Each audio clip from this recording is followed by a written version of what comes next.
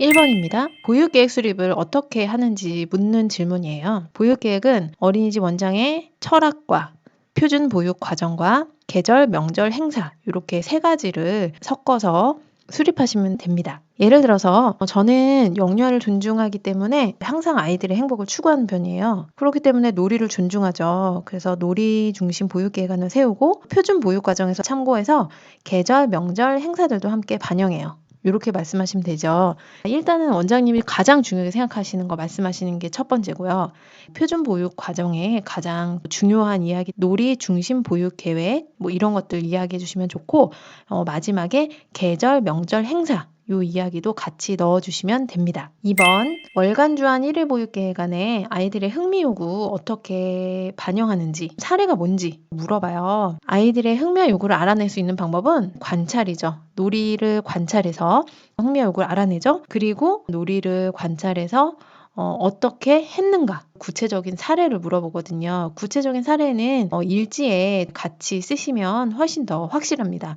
제가 낸 예시는 아이들을 관찰했더니 색연필로 쓰기 놀이를 하면서 친구에게 주사 놓는 신용을 하는 것을 교사가 본 거예요. 그래서 그 다음에는 병원 놀이를 월간 계획안에 추가해서 넣고 또 자료도 함께 제공을 해준 거죠. 이렇게 아이들이 노는 모습을 관찰해보면 내가 의도하지 않는 놀이도 발생하죠. 그런 놀이를 관찰해서 그것을 다음 계획안에 넣고 그리고 자료도 제시해 주면 되는 거예요. 3번 같은 경우는 2번에서도 한 얘기지만 계획 안에 있는 활동이 아닌데 아이들이 좋아하는 놀이가 있어요. 그런 놀이 많잖아요. 우리가 적지 않을 뿐이지. 그쵸? 그런 놀이나 활동을 지원하기 위해서 어떤 것을 제공했냐라고 물어보는 거예요. 근데 이 질문은 정말 꼭 하실 거예요. 요즘에 아이들이 제일 좋아하는 놀이는 뭐예요? 이런 질문 하거든요. 근데 교사가 평상시에 관찰을 하지 않으면 이런 질문을 바로 답변을 못하고 당황할 수 있어요. 항상 미리 준비해 두세요. 아이들이 요즘 제일 좋아하는 놀이. 이런 것들 생각해 놓으시고 여기에서도 예를 써놨는데요. 아이들은 병원놀이, 자동차놀이, 교구장 뒤로 막 넣는 거, 또 산책 나가면 열매 줍기 이런 것들 아이들이 좋아하잖아요. 이런 것들 선생님 생각해 보시고 제가 아까 말씀드린 병원놀이, 자동차놀이, 교구장 뒤로 집어넣기 이런 부분들을 예로 따로 교실에 자료를 제공했다. 이렇게 나와 있는 게 보육일지에도 함께 기록되어 있고 표시되어 있으면 훨씬 답변하기도 편하고 여러 가지로 편합니다. 예를 들어서 아이들이 병원놀이 관심을 가지면 병원놀이 갖다 놓는 거예요. 그리고 자동차 관심 가지면 다양한 미니카 같은 거를 바구니 하나 넣어놓는다거나 또 교구장 뒤로 뭘 막 넣어요. 그러면 넣는 활동에 있는 그런 놀잇감들을 더 제시할 수 있고요. 열매 주기 같은 걸 좋아한다고 하면 교실에 열매 같은 사진을 붙여놓는다거나 실제 열매는 조금 작으니까 위험할 수 있잖아요. 그런 식으로 교실에도 아이들의 관심사를 옮겨놓는 거죠. 네. 4번 땡땡반에서 지켜야 하는 약속과 규칙은 어떤 과정을 통해서 정하였는가? 지켜야 하는 약속과 규칙은 무엇인가? 이런 거 물어볼 거예요. 사실 영일세들이 약속과 규칙을 만들기가 가능할까요? 쉽진 않죠. 그래서 그냥 솔직히 말씀하시면 돼요. 아직 아이들이 약속과 규칙을 만들기 어려워해서 안전을 우선으로 아이들이랑 같이 정했다. 그리고 유아반의 경우는 같이 정했다고 하시면 되고요. 여기서 중요한 거는 충분히 참여할 수 있는데도 선생님 혼자 뛰지 않아요, 올라가지 않아요, 친구 밀지 않아요 이렇게 하는 게 아니라는 거를 이야기하고 싶은 거예요. 그래서 아이들이랑 같이 정한 규칙을 지도하는지 이런 것들도 안전에서도 같이 보거든요. 그래서 아이들이 지킬 수 있는 아주 간단한 규칙 있잖아요. 마니세 같은 경우는 교실에서 뛰지 않기 이런 것들 계속 뛰면 바로 재서가 뛰면 다칠 수 있어 걸어보자 이렇게 간단하게 한 번씩 말씀해 주시는 거예요. 유아반의 경우 놀이 후 놀잇감 정리하기, 차례 지키기 등 이렇게 같이 이야기해 볼 수 있겠죠. 5번입니다. 5번은 보육과정 평가예요. 질문의 의도는 우리가 아이들을 관찰하고 평가하잖아요. 그것들을 가지고 어떻게 활용하냐, 그거를 보는 거예요. 활용하냐, 안 하냐, 어떻게 했냐, 요거를 보거든요. 그러니까 일단 아이들 쓰잖아요. 얘가 어디에 관심이 있고 어떤 부분이 어떻고 그런 결과를 가지고 뭐 어떤 활동을 선정하거나 환경 구성을 해주거나 또 상호작용 방법 등을 반영한 적이 있는가 그런 거를 이야기하는 거예요. 한 가지 예를 들어볼게요. 재석이가 산책을 했는데 자연물에 대해 관심을 갖는 거예요. 그래서 선생님이 그때 이제 관찰 그 월에 놀이에다가 그런 이야기를 적겠죠. 재석이가 산책에서 자연물을 응시하고 만져봄 뭐 이런 식으로 관찰 내용이 썼어요. 그러면 이 아이는 지금 이런 것에 관심이 있는 거잖아요. 그렇기 때문에 이 결과에 따라서 교실에 그 자연물들을 수집해서 뭐 비치해 놓는 거예요. 뭐 솔방울이나 뭐 여러 가지 좀 위험하지 않은 것들 있죠? 이렇게 비치를 해 놓은 거예요. 3번은 평가 결과를 부모 면담에서 사용한 사례가 있는가? 이 부분은 제 영상 7강을 참고해 보세요. 제일 자세히 나와 있습니다. 6번입니다. 6번은 원장님이 보육 계획 세우시잖아요. 이 보육 계획을 뭐 놀이 존중하고 이렇게 세웠어요. 그러면은 교사가 보육 과정을 전달을 하잖아요. 그러면 원장님은 이것들을 평가를 해야 돼요. 평가를 해야지 부족하거나 보완해야 될 부분을 인식하게 되고 그 부분을 채울 수 있잖아요. 그래서 평가지에서는 원장님이 이런 반별로 보육 과정을 평가하게 되어 있어요. 반별 보육 과정 운영에 대해서 어떤 방법으로 평가하는가, 어떤 것을 중점적으로 평가하는가, 전체 보육 운영 평가를 어떻게 하고 있는가 이런 거 물어보거든요. 그러면 반별 보육과정 운영에 대해 언제 어떤 방법으로 평가하고 있는가 여기에 대해서는 보육일지를 원장님이 평상시에 매번 봐야 되겠죠. 그리고 수시로 왔다 갔다 하시면서 교실도 한 번씩 모니터링 하셔야 될 거예요. 실제로 교사들이 아이들이랑 어떻게 상호작용을 하는지 보셔야 되겠죠. 그리고 선생님하고 이야기도 하면서 선생님에게 선생님 이거는 이렇게 하는 게 더 좋겠어요. 이렇게 하면 어떨까요? 하고 뭐 피드백을 주겠죠. 그러면 2번에 관련된 답변은 이제 뭘 평가하는가예요. 1번에 이렇게 뭐 금요일에 보육일지도 보고 모니터링도 하셨어요. 그럼 뭘 보시냐는 거죠. 뭘 보냐면 이거죠.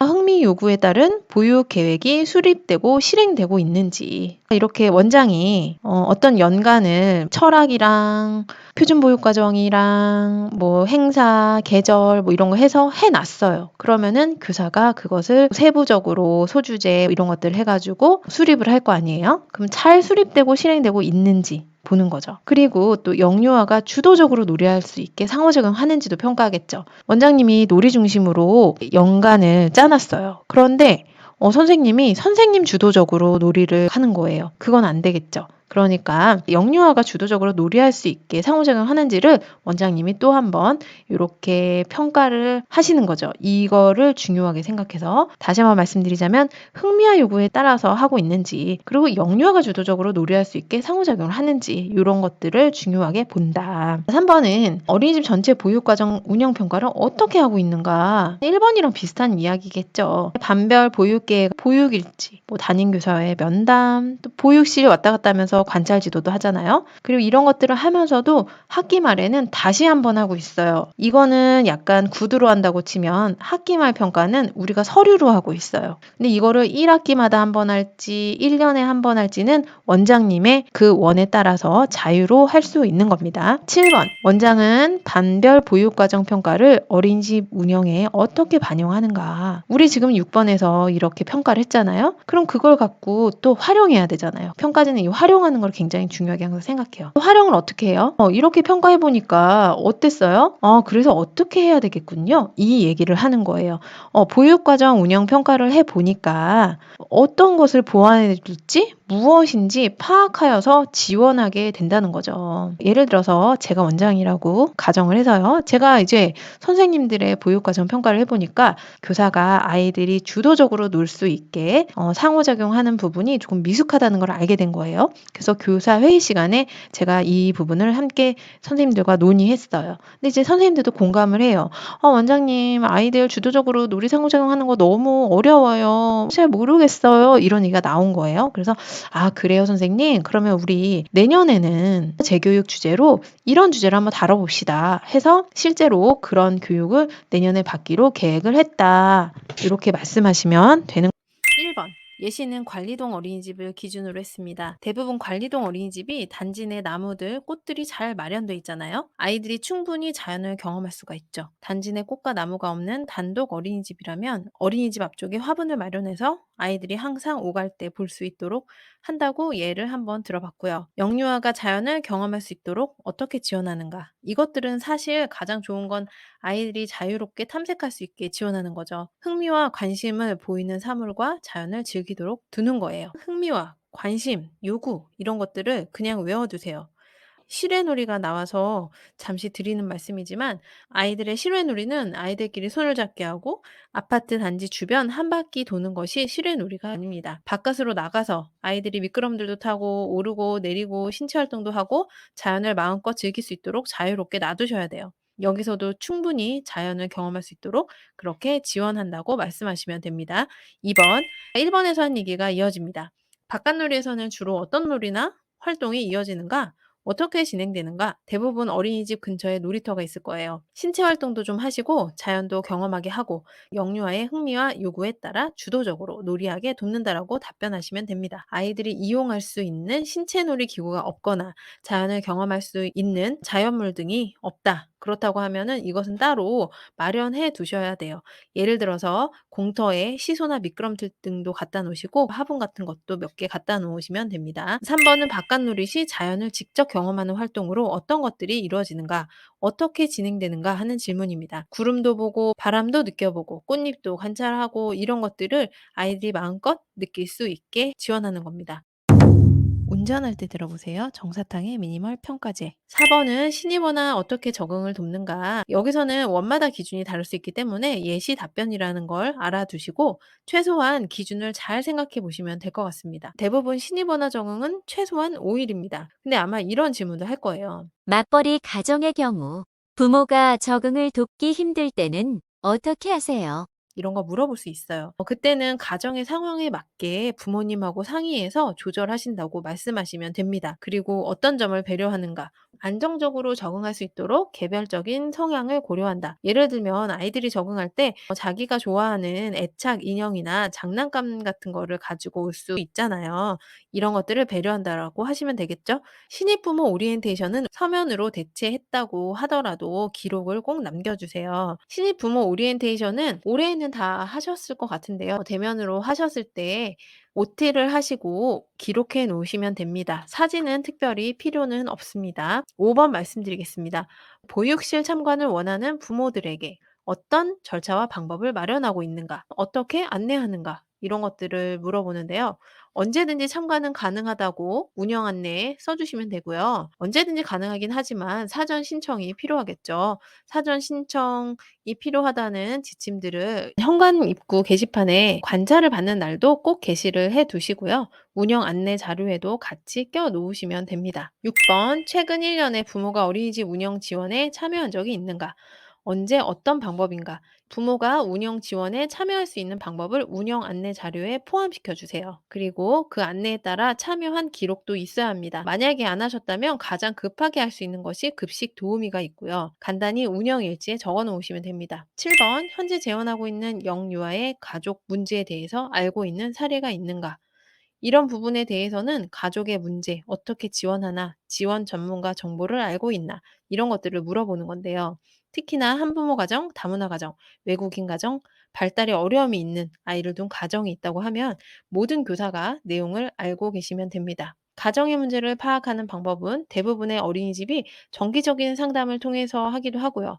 정기적인 상담이 아니더라도 상호 원하면 언제든 상담이 가능하죠. 영유아의 어려움은 관찰로 파악을 하고 있고요. 우리원은 가정 내에 문제가 있다면 육아종합지원센터, 건강가정지원센터, 어린이집 근처의 상담센터 등을 연계하여 가족 문제 해결을 돕는다고 하시면 됩니다. 만약에 문제가 없으면 아직까지는 특별한 문제는 없고 필요하다면 적극적으로 도움을 드릴 예정이라고 답변하시면 됩니다. 저는 3영역 면담 해설로 다시 돌아올게요.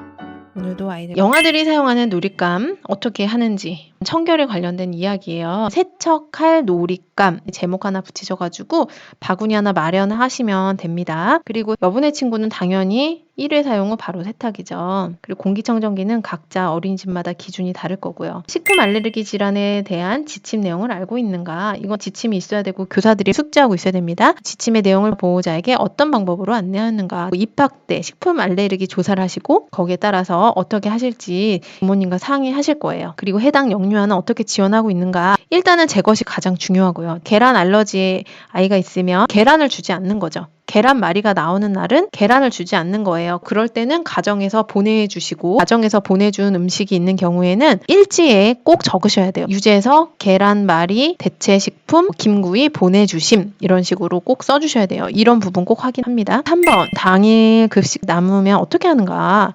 이거 필수 항목에 들어가는 이야기니까 절대로 폐기하고 절대로 재배식하지 않는다고 하셔야 돼요. 4번 아픈 영유아 어떻게 조치하냐, 비상량 어떻게 하냐, 아픈 영유아가 발생했을 때, 다쳤을 때 보호자에게 어떻게 알리는가는 운영 안내에 이 지침과 일치하는 대답을 하셔야 됩니다. 일단은 증상 설명 후 처치 계획을 알려드려야죠. 그리고 보호자에게는 누가 알리는가? 선생님이 업무가 정해져 있어야 하거든요.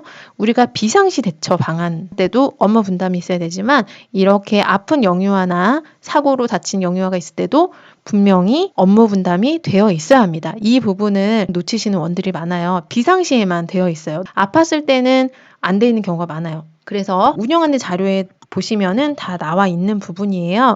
뭐 담임이 전화를 하는지 원장이 전화를 하는지 그런 부분들이 나와 있으니까 그런 거 참고하셔서 꼭 알고 계시고 잘 답변하셔야 됩니다. 그리고 견학 산책 등 실외 놀이 시 지참할 비상약품 이거 우리 분명히 따로 있어야 돼요. 원에 약장이 하나 있잖아요. 각 교실에도 파우치 형태의 비상약품이 있어야 돼요. 그래서 각 반별로 산책을 갈 때 가지고 갈 수 있도록 이렇게 하는 게 가장 바람직하다고 생각해요. 이런 경우도 있거든요. 원에 큰 약장이 하나 있어요.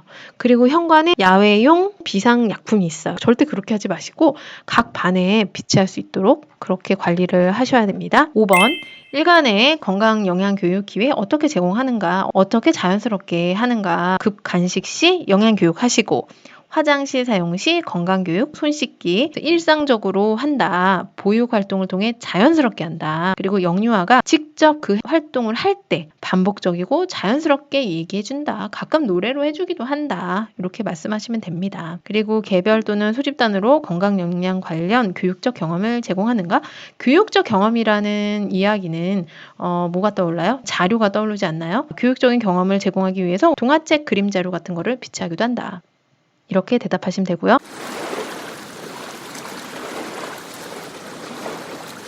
6번 최근 1년 이내에 건강 영양 관련 교육에 참여한 경험은 이런 것들은 선생님들이 온라인으로 수료했으면 수료증과 일치하셔야겠죠. 1년 이내 선생님이 분명히 건강교육, 영양교육 어떤 거 했는지 어떤 주제로 했는지 그런 부분들은 꼭 알고 계셔야 합니다. 7번 부모가 감염병에 걸린 영양을 등원시켰을 때 어떻게 대처하는가. 예를 들어서 어떤 애가 왔어요. 근데 그 애가 수족구 걸린 거예요. 근데 엄마가 정말 맡길 데가 없었던 거예요. 그래서 얘를 보냈어요. 그럼 어떻게 하냐는 거예요. 사전에 부모 교육을 통해서 감염병에 걸렸을 때는 집에서 충분히 가정보육을 하도록 안내를 했어요. 근데 맡길 데가 없어서 왔으면 어떻게 해야 돼요? 바로 격리해야 되겠죠. 격리한다라고 얘기하시면 돼요. 그 두 번째 케이스는 이런 거예요. 아이가 아침에 괜찮게 왔어요. 점점 수포가 올라와요. 그럴 때 어떻게 하냐고 묻는 겁니다. 그럼 일단 격리를 해야죠. 그죠? 격리를 하고 부모님께 어머니 재석이가 수포가 많이 생겼어요. 가능한 빨리 병원에 가보셔야 될 것 같아요. 이렇게 이야기를 했어요. 그리고 이제 격리기간 준수해가지고 아이가 다시 올 수 있겠죠. 이렇게 대응한다고 말씀하시면 됩니다. 원장이나 교사 자신이 감염병에 걸린 경우 똑같죠. 격리기간 준수하고 대체교사를 배치한다. 추후 출근 가능 확인서 제출한다. 4. 등하원의 안전에 관련된 이야기입니다. 자, 오늘 등원하지 않은 아이 누구인가? 왜인가? 이거 꼭 물어봅니다. 등원하지 않은 영유아가 있는 경우는 꼭 10시 30분에 부모가 먼저 알리던지 교사가 전화를 하던지 어떤 규칙이 있어야 돼요. 예시 보면은 매일 10시 30분에 오늘의 결석 원화를 확인해요. 대부분 부모님이 키즈노트 알림장을 통해서 결석 사유를 기록하십니다. 이게 운영 안내 자료에 나와 있거든요. 그래서 연락이 없는 결석 원화는 유선 확인을 해요. 등원하지 않은 아이를 몇 시에 확인하는지 우리는 다 같은 규칙을 갖고 있어야 된다는 이용하는 거예요. 차량을 이용하는데 아이가 별도의 연락 없이 결석하는 경우 어떻게 조치하는가? 유선 확인하겠죠. 그 사후 연락이 되지 않을 경우에 다음 장소로 이동한다. 그리고 10시 30분에 다시 결석 사유를 유선 확인한다. 이렇게 말씀하시면 됩니다. 9번입니다. 9번도 매우 중요해요. 9번도 필수 항목 들어가는 질문입니다. 9번. 하원 차량 운행 시 보호자가 지정된 장소에 나와 있지 않으면 어떻게 하는가? 차량 도착했는데 보호자가 없는 거예요. 그럼 어떻게 해요? 다시 태우고 가야죠. 혼자 갈 순 없잖아요. 직접 인계가 원칙이므로 다시 데려오죠. 부모님이 선생님 지금 뭐 가구 배달이 와가지고요. 지금 누나 초등학교 6학년인데요. 누나 편에 좀 보내주세요 하면 될까요? 당연히 안 되죠. 자, 10번은 통합보육 몇 시부터 이루어지는가예요. 다 예시입니다. 저희는 뭐 5시부터 이루어집니다. 4시부터 이루어집니다. 맞춰서 하시고요. 통합보육 시 인계되는 영유아에 대한 특이사항은 어떻게 전달되는가. 실제적으로 뭐 구두로 많이 하실 거예요. 연장만 선생님한테 인계를 하면서 선생님 얘 오늘 늦게 간대요. 선생님 얘 오늘 뭐 엄마가 오기로 했는데요. 엄마가 좀 늦으신다고 했어요. 아빠가 오신대요. 이런 얘기들 많잖아요. 이런 것들을 어떻게 하는가예요. 근데 이제 이런 방법도 있거든요. 통합반 교실 앞에 화이트보드가 있고 그것의 특이사항을 담임이 기록해 둔다. 특이사항을 이 화이트보드에 적습니다. 이런 예시로 들었으니까 한번 확인해 보시고요. 11번 어린이의 하차 확인 장치 사용법에 대해서 알고 있는가? 어린이 하차 확인 장치를 매일 어떻게 사용하고 있는가? 이것은 한번 화살표대로 이런 방법들을 선생님도 다 아셔야 됩니다. 차량 운행 시 동승하는 성인은 누구인가? 이렇게 차량을 관련된 것도 이대로 다 아셔야 됩니다. 그리고 13번 안전교육 어떤 내용을 다루는가? 영유아 안전교육을 어떻게 받아야 되는지를 보육사업 안내에 다 나와 있어요. 뭐 성폭력, 실종유괴 예방 이런 것들 감염병 약물오용 보육사업 안내에 나온 대로 교육하고 있다. 뭐 이렇게 얘기하면 됩니다. 그리고 영아를 위한 안전교육은 어떤 방법으로 이루어지는가. 영아의 경우 대그룹으로 할 수 없잖아요. 그래서 생활 속에서 자연스럽게 지도한다. 그림 자료를 교실 내에 배치한다. 이렇게 말씀하시면 됩니다. 14번은 소방훈련에 관련된 이야기입니다. 평가제에서 소방 대피 훈련을 한 달에 한 번 이상 하는가를 봐요. 어디로? 외부로. 내부 안 되고 외부로. 그래서 월 1회 이상 어린이집 건물 외부로 대피하고요. 최근에 실시한 소방 대피 훈련의 상황을 설명하는 거예요. 예를 들어서 관찰자가 12월에 온다고 하면 11월에 소방 대피 훈련을 했을 거 아니에요. 그쵸? 그러면 소방 대피 훈련을 어디서 불이 난 걸로 했는지 에 대해서 기억은 해야 되겠죠. 선생님들이 기억하기 쉽게 예를 들어서 그때 소방훈련은 그냥 주방에서 났다고 하고 소방 대피 훈련을 하세요. 그럼 주방 그냥 기억하기 쉽잖아요. 그래서 조리실에서 불이 난 상황으로 해서 최종 모인 장소는 건물 밖 실외 놀이터 앞이다. 그런 부분도 다 같이 맞춰야 되고요. 이 부분은 꼭 외부 대피 장소입니다. 가끔 여기 소방 대피 훈련을 하고 사진을 찍으시는데 신발장 앞에서 사진을 찍는 분들이 계세요. 그리고 그 신발장 사진을 붙이는 분이 계시는데 이렇게 하면 절대 소방 대피 훈련을 인정받지 못합니다. 사진을 붙이시려면요. 외부에서 아이들이 맨발로 대피한 사진을 붙이시고요. 무조건 외부라는 거 기억하세요. 15번. 햇빛이 강하고 더운 시간대에 바깥놀이 나갈 경우 어떤 조치를 하는가? 뭐 모자 쓰겠죠. 모자 쓰고 그늘에서 놀이할수록 또 지원하고 물도 마시고 하겠죠. 근데 가끔 이런 질문해요. 산책 갈 때 물 안 갖고 가면 N사를 받나요? 그렇진 않아요. 그리고 2번 황사가 있거나 미세먼지 농도가 높은 날에는 어떻게 조치하는가? 실외 활동 자제하고 실내 대체 놀이를 하겠죠. 16번. 언제 어떤 내용의 안전교육을 받았는가? 우리의 안전교육은 반드시 영유아 학대 예방 교육을 포함해야 돼요. 다시 말씀드리자면 영유아 학대 예방 교육은 안전교육이에요. 예, 그쵸? 근데 이런 것들이 재교육 이런 게 아니라 그냥 안전교육이라는 거를 알고 계세요. 그리고 교사가 받아야 될 안전교육은 사실 아이들이 받아야 되는 안전교육보다는 정해진 횟수가 많지 않아요. 집회 보면은 보육교직원이 안전교육과 영유아 학대 예방 교육을 각각 연 1회 이상 받은 기록이 있고 이수증이 있으면 된다고 하거든요. 여기서 기억해야 될 것은 교사들도 안전교육에 대해서 연간 계획안이 있어야 된다는 거예요. 거기에 영유아 학대 예방 교육이 계획되어 있어야 된다는 거예요. 그리고 다 수료증이 있어야 된다는 거죠.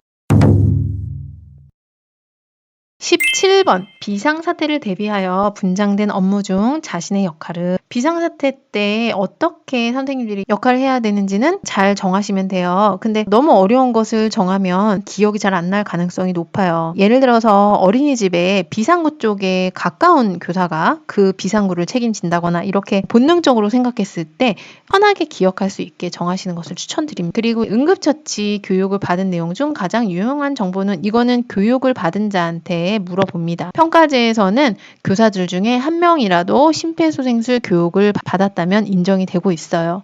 그 사람한테 물어볼 거예요. 그럼 응급처치 시 반드시 지켜야 할 원칙은 의식을 확인한 후 119에 신고한다. 심폐소생술 어떻게 실시하는가? 이 그림 보시고 설명하시면 됩니다. 어릴 경우에는 손바닥 전체로 안 하고 손가락 3개로 하기도 하잖아요. 이런 부분들 교육 받으신 대로 말씀하시면 됩니다. 18번. 영유아 학대 예방 지침의 주요 내용 중 학대의 정의와 유형은 무엇인가? 학대 신고 전화번호는 무엇인가? 어떻게 할 수 있는가? 자신의 역할은 어디까지인가? 우리는 자신의 역할의 범위가 어디까지인지는 정확히 알아야 됩니다. 우리가 신고 의무자잖아요. 그래서 아이들 신체적으로 어떤 징후가 있는지 특별히 볼 수 있잖아요. 기저귀 갈 때도 볼 수 있고 우리 더 많이 볼 수 있잖아요. 그렇게 행동적 징후나 신체적 징후를 볼 수 있죠. 그리고 의심 사례 같은 경우는 수집을 하셔야겠죠. 사진을 찍어두거나. 그래서 원장님과 같이 상의해서 아동학대 신고한다. 즉시 신고해야 되죠. 112고요. 이제 아동학대 정의 같은 경우는 특별히 교실에 모두 다 부착을 해 놓으시는 게 좋습니다. 각 반에 아동학대 관련한 자료를 이렇게 코팅해서 붙여놓는 것을 추천드립니다. 마지막이네요. 19번. 자, 지금 선생님이 현장 평가자와 같이 면담을 하고 있어요.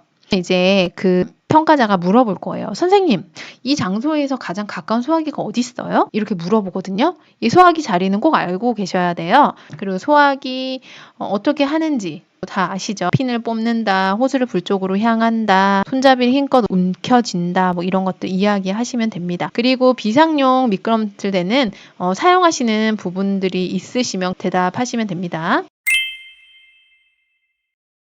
타영역 1번입니다. 교직원에 관련된 내용인데 특히 1번 질문에서는 원장이 어떤 철학을 갖고 있는지 어떤 거를 가장 중요하게 여기고 운영하는지 그런 것들을 물어봐요. 이것도 다 물어본다고 생각하시면 돼요. 아까 예시처럼 저는 아이들 존중해주는 어린이집이 제일 좋은 어린이집을 생각을 하기 때문에 여기 답변은 이렇습니다. 영유아 존중을 최우선으로 하기 때문에 영유아의 행복을 추구한다. 그래서 아이들이 가장 행복할 수 있는 방법이 무엇인가 고민하고 이런 부분들을 중요시해서 운영한다. 예를 들어서 이렇게 대답을 한번 써봤습니다. 그리고 두 번째는 그러면은 원장이 어떤 노력을 했는지를 물어보는 거예요. 제가 생각했을 때는 교육을 많이 받는 게 좋은 것 같아요. 현실에서 안주하고 싶지만 새로운 교육도 많이 나오고 재미있는 놀이들도 많기 때문에 항상 새로운 교육들을 많이 받는다. 이렇게 이야기하시면 되고 특히나 이런 부분에 대해서는 수료증도 같이 있어야 해요. 여러 가지 무료 교육들 많잖아요. 그런 것들을 듣고 수료증 꽂아 놓으시면 됩니다. 특히나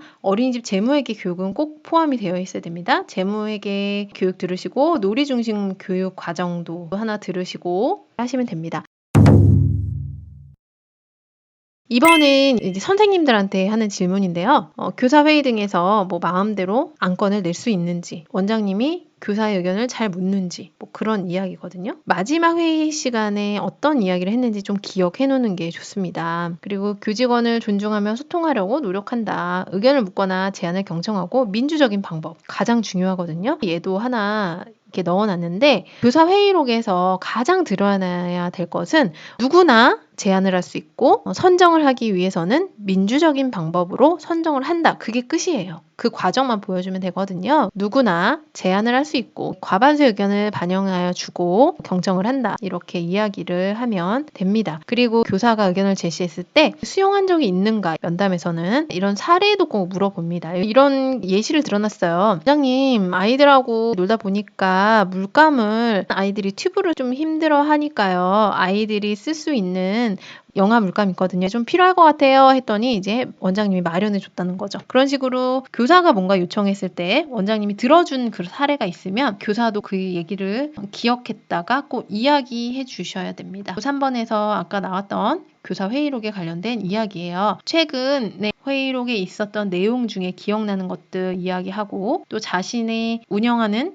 주 업무 그런 거 하나 숙지해둬야 됩니다. 가끔 업무가 너무 많은 어린이집이 있어요. 업무가 너무 많으면 선생님이 자신의 주 업무를 잘 숙지를 못하니까 기억하기 좋게 주 업무를 꼭 하나 주시고 주 업무는 반드시 꼭 기억을 하셔가지고 대답을 잘 하시면 될 것 같습니다. 업무는 어떤 방식으로 결정되는가, 뭐 교사의 요구나 원장님 저 이번에 안전교육 제가 해볼게요, 뭐 이런 선생님 있으면 그 분한테 안전교육을 주는 거죠. 경력, 전문성 등 면담을 통해서 가능한 반영한다.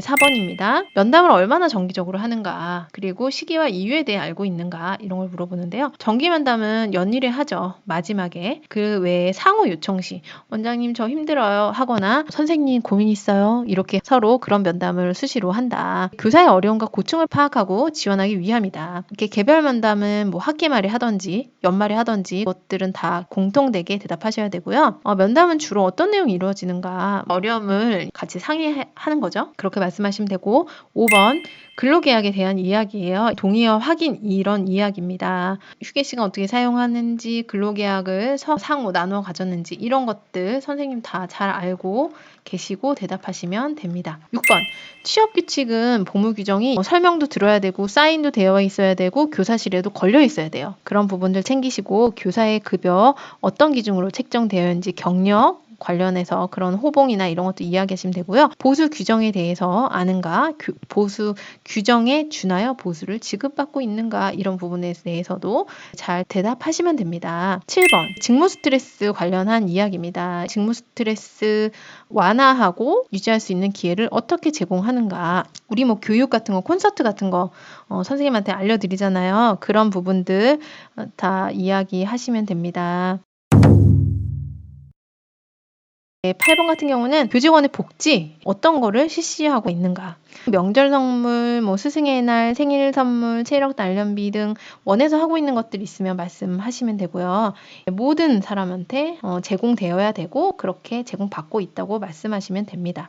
9번 연간 보육 교직원 교육 계획 수립 시 어떤 점을 고려하는가. 일단 교사가 뭐 사전에 배우고 싶은 게 있다거나 어려운 점이 있으면 그런 것들 사전조사 하고요. 경력과 전문성을 감안해서 계획한다고 하시면 됩니다. 그리고 최근에 직무 교육 받으신 시기 다 알고 계셔야 하고요. 최근에 참여한 재교육은 언제고 어떤 교육을 했는가. 면담을 받는 교사는 자기가 마지막에 받은 교육이 뭔지 그런 것들을 알고 계셔야 돼요. 그리고 자기가 받아야 되는 1년 동안 교육이 뭔지 그런 것들을 꼭 알고 계셔야 합니다. 10번 교사의 상호작용 관찰에 대한 계획이 수립되어 있는가. 매년 연 1회 계획되어 있다고 하시면 됩니다. 2번 같은 경우는 상호작용 관찰 후 지원은 어떤 방법으로 이루어지는가. 아이들 실내놀이 20분 관찰 후에 원장님이 피드백 주시는 거예요. 지원은 주도적 놀이를 지원하는 교사의 상호작용 관련해가지고 이야기를 하셨다고 하시면 되는데 이거는 정해진 내용은 없어요. 이거는 그냥 예시이고요. 원장님이 교사가 어떻게 아이들한테 상호작용하는지 보육 과정 평가를 하시잖아요. 거기에 대해서 원장님이 보시고 피드백 하시면 돼요. 11번 교사에 대한 평가는 언제 어떤 방법으로 이루어지고 있는가. 교사에 대한 평가는 연 1회 하시면 되고요. 평가 결과는 대부분 이걸로 부족한 역량을 재교육 기회로 지원하려고 하는 거죠. 이렇게 말씀하시면 됩니다. 수고하셨습니다.